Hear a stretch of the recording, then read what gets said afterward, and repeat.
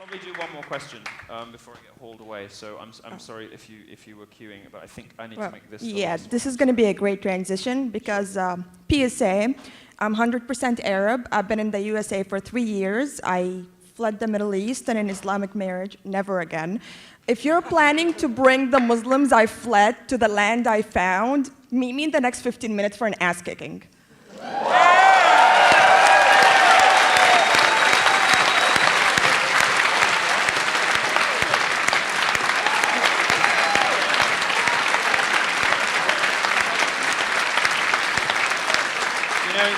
So what's your first and last name? My first name is Sarah, S-A-R-A-H. Last name is Torn. That was not my birth name. I have a very Arabic last name, and it's Sarah Muhammad stuff. I'm just not going to say it. There's no letters in the English language, I guess, to write my birth last name. What brought me here is that I found home in America, and I would really hate it if the values that made me find America as my home would be destroyed. So I'm with the Trump campaign, I'm with the Republican campaign. Keep the people out of America that would change America for what we love it for. And Milo's just another part of that, and this is why I'm here to support him. Yeah, and what country did you flee, and why did you flee it? Kuwait.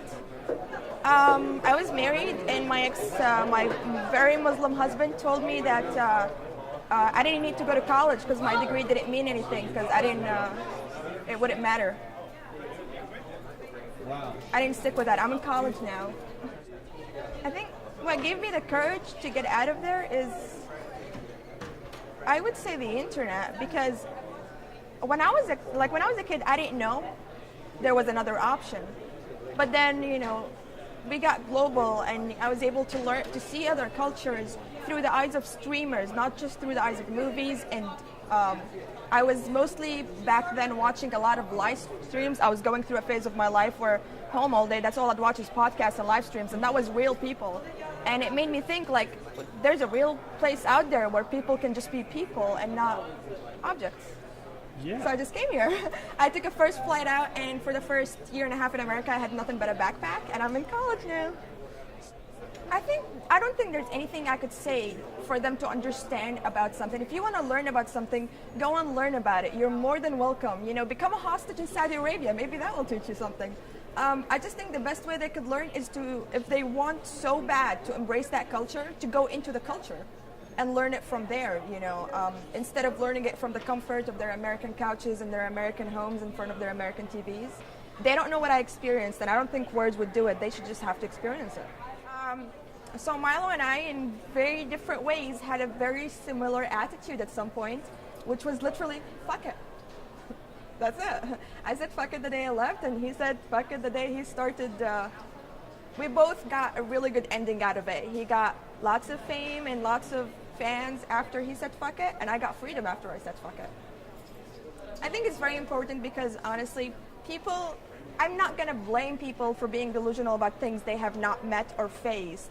But I feel like, in general, the group needs that wake-up call.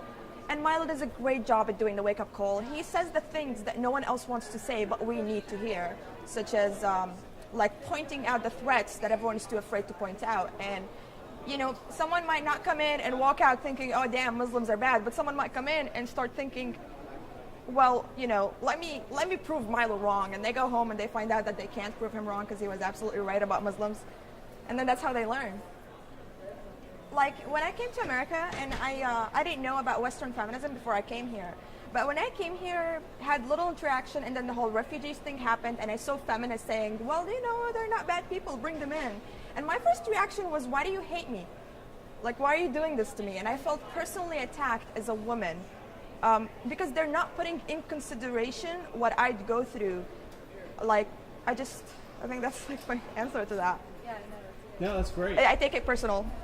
I take Western feminists, if they really want to support Muslims, again, meet me in the next 15 years for an ass kicking, because I'm taking it very personal if they show me that they really don't care about what I had to go through by welcoming my attackers into the place that I now call home.